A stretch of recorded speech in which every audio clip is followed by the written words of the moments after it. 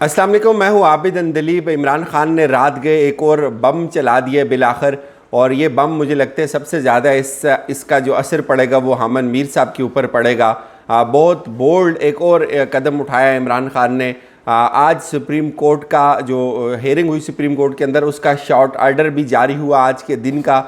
और इसके अलावा हम बात करेंगे कि कल सुप्रीम कोर्ट के अंदर क्या हो सकता है। पहले तो मैं सम अप कर दूं इस सारी सिचुएशन को जो आज हमने पूरा दिन देखी, पार्लियामेंट के अंदर हो चाहे सुप्रीम कोर्ट के अंदर हो। उसके बाद जो टॉक शोज़ के ऊपर जो फतवे लगाए गए, और यहाँ तक कह दिया गया जियो की न्यूज़ की जानिब से कि ये जो ख़त आया इमरान खान की हुकूमत को, ये ख़त जाली है। लेकिन इसके ऊपर आज इमरान खान ने पहली दफ़ा नाम लेके पुकारा है कि जो डोनाल्ड लू हैं, अमेरिका के जो सेक्रेटरी स्टेट हैं, उन्होंने हमारे एम्बेसडर्स को बुलाया और बुलाकर तड़ियाँ लगाई, धमकियाँ दी। और मेरे ख्याल में अब इसके ऊपर शक की कोई गुंजाइश नहीं रहती। शक की गुंजाइश वैसे पहले भी नहीं थी।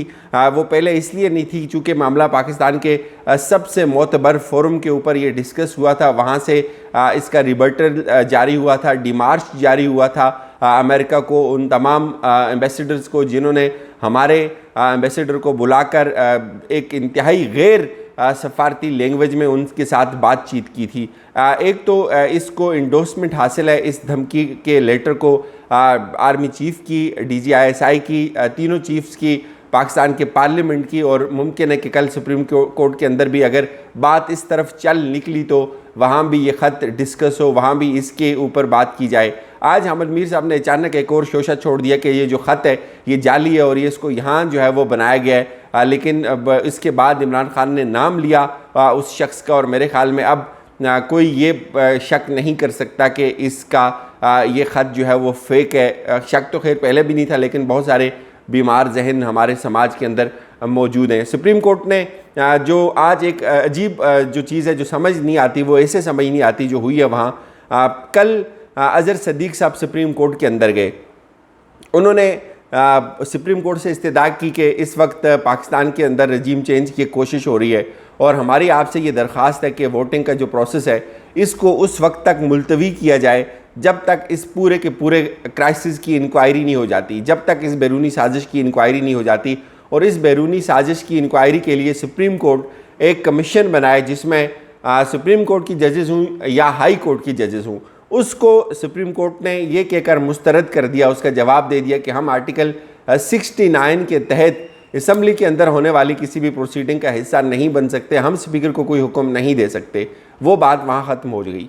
आज अचानक से फिर क्या हुआ कि चीफ़ जस्टिस साहब ये कहते हैं कि उनको पता चला कि सोशल मीडिया के हवाले से खबरों के ज़रिए उनको पता चला, और फिर उनके जो ऑफिस है उन्होंने उनको ये बात बताई कि असम्बली तहलील हो गई है। आर्टिकल 5 का सहारा लेकर जो स्पीकर हैं उन्होंने असम्बली तहलील की, और फिर कुछ जजों के साथ उनकी मुशावरत हुई। ये जो अब उनका शॉर्ट ऑर्डर आया उसका, इस पे वो कहते हैं कि फिर हमने 184 जो 3 है उसके तहत ये इसको हमने टेकअप किया, और फिर इस पे उन्होंने नोटिस भी कर दिया। अटॉर्नी जनरल के को भी सुना उन्होंने, और उन्होंने हुक्मनामा जारी किया जो शॉर्ट ऑर्डर। तो उसमें उन्होंने लिखा कि हम ये इसको कल स्टडी करेंगे कि कैसे आर्टिकल 69 को भी देखेंगे, और कैसे जो है वो आर्टिकल 5 जो है उसका सहारा लेकर किसी दूसरे फरीक को उसको सुने बगैर जो है वो उसको मुस्तरद किया जा सकता है, या उसको उसके ऊपर ये आर्टिकल अप्लाई किया जा सकता है। बहरहाल ये तो कल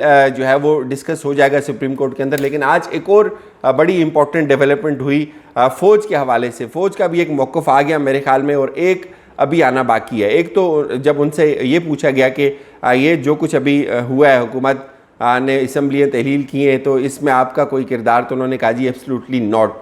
लेकिन मुझे ये लगता है कि कल सुप्रीम कोर्ट में क्या होगा, सारी गुफ्तगू में से सबसे इम्पॉर्टेंट जो इसका पहलू है वो ये है। एक तो नोटिस सबको हो गए हैं। सुप्रीम कोर्ट देखना ये है कि वहाँ बेंच कौन सा है, उसमें जजेस कौन कौन से हैं, दूसरे 2 जजेस कौन से हैं, एक बात। और दूसरी बात, सबसे पहला सवाल ये होगा कि हम सुप्रीम कोर्ट सबसे पहले ख़ुद देखेगी कि हम किस हद तक असम्बली के अंदर की जो प्रोसीडिंग है 69 जो आर्टिकल है जो ये कहता है कि सुप्रीम कोर्ट उसके अंदर इंटरफेयर नहीं कर सकती। वही आज फवाद चौधरी ने भी वो बात की। तो मेरे ख्याल में सबसे पहले बात ही शुरू यहाँ से होगी कि क्या सुप्रीम कोर्ट का दायरा इख्तियार क्या है इस केस को लेकर। यहाँ से अगर बात आगे बढ़ेगी तो फिर देखा जाएगा कि क्या आर्टिकल 5 लग सकता है इस सूरत में, और आर्टिकल 5 अगर लग सकता है तो वो जब एजेंडे में नहीं है। एक थोड़ा सा टेक्निकल सवाल होगा हुकूमत से, जिसका शायद हुकूमत, मुझे नहीं पता इसको किस तरह से वो रिस्पॉन्ड करेंगे, कि जब एजेंडे में आर्टिकल 5 नहीं था, एजेंडे में सिर्फ और सिर्फ vote of no confidence motion थी, आज जो एजेंडा पेश हुआ है असम्बली के अंदर, तो फिर आपने ये कैसे अप्लाई भी कर दिया और किसी दूसरे फरीक को सुने बगैर आपने ये जो वोट ऑफ नो कॉन्फिडेंस की जो मोशन थी इसको रिजेक्ट कर दिया। ये सवाल होगा। और इसके बाद जो अगला सवाल होगा वो ये होगा कि क्या स्पीकर इस करारदाद को जिसका आज आखिरी दिन था, जिसके ऊपर जो मंजूर हो चुकी हुई थी वोटों से, उसके ऊपर उसको एकदम से इस तरह मुस्तरद कर सकता है। स्पीकर अगर मुस्तरद कर सकता है तो फिर ये बात यहाँ ख़त्म हो जाएगी। अगर नहीं कर सकता तो फिर शायद बात यहाँ आगे बढ़े कि क्या फिर जो इसके अलावा जो इम्पोर्टेंट सवाल हो सकता है वहाँ वो ये होगा कि क्या उसके बाद प्राइम मिनिस्टर जो है वो जब उनके पास उनके खिलाफ नो कॉन्फिडेंस की मोशन जो है वो फाइल हो जाती है, तो क्या फिर उसके बाद वो असम्बली को तहलील कर सकते हैं या नहीं कर सकते, सदर को वो लिख सकते हैं या नहीं लिख सकते। ये कुछ चीज़ें हैं। और इस पे एक मौक़िफ़ जो मैंने आपको पहले कहा कि मुझे लगता है वो फ़ौज से दोबारा पूछा जाएगा, जैसे उन्होंने कुछ रेलिवेंट फोरम्स को भी नोटिस दिए हैं, जिसमें सेक्रेटरी दिफा हैं, सेक्रेटरी जो इंटीरियर हैं उनको भी दिया है। मुझे ये लगता है कि पहले एक तो जो ख़त है उसकी एथेंटिसिटी चेक करने के लिए मुमकिन ऐसा भी हो कि कोई एक नया कमीशन बनाया जाए, या जो रेलिवेंट फोरम्स हैं, जो मुतलका इदारे हैं, जैसे इस्टेब्लिशमेंट है, फ़ौज है, ISI है, शायद उनसे पूछा जाए उनका इनपुट क्या है इस पर, या उनके पास इसके हवाले से क्या रिपोर्ट है। या मुमकिन है ये चीज़ ना हो, ये इसलिए ना हो कि ऑलरेडी उसको उस मुल्क के सबसे बड़े फोरम की जो तौसीक है वो उस लेटर को मिल चुकी हुई है, तो ये एक इस्टेब्लिश फैक्ट बन चुका हुआ है। अगर सुप्रीम कोर्ट इसके ऊपर इसको इन्वेस्टिगेट करना ज़रूरी समझे तो मुमकिन है अपोजिशन के जो वकला होंगे वो इस तरफ लेकर जाएं मामले को, लेकिन मुझे लगता नहीं है। ओवरऑल अगर मैं देखूं, सम अप करूं कि क्या हो सकता है, तो मुझे नहीं लगता कि असम्बली बहाल होगी।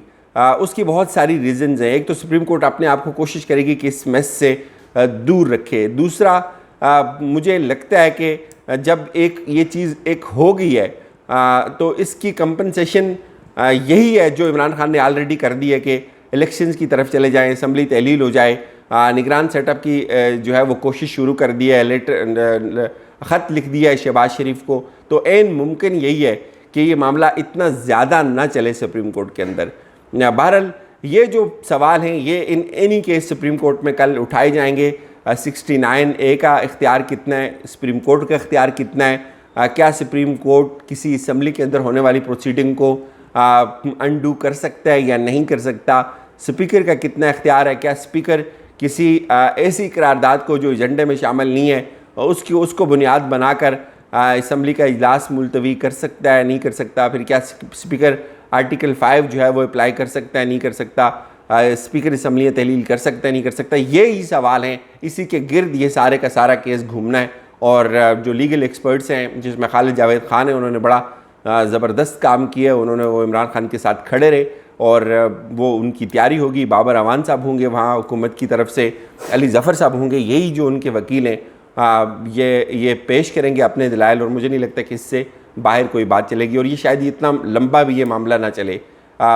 इसलिए भी ये मैं बात कहता हूँ कि इस वक्त अपोजिशन को कोई रिलीफ इसलिए भी नहीं मिल सकता।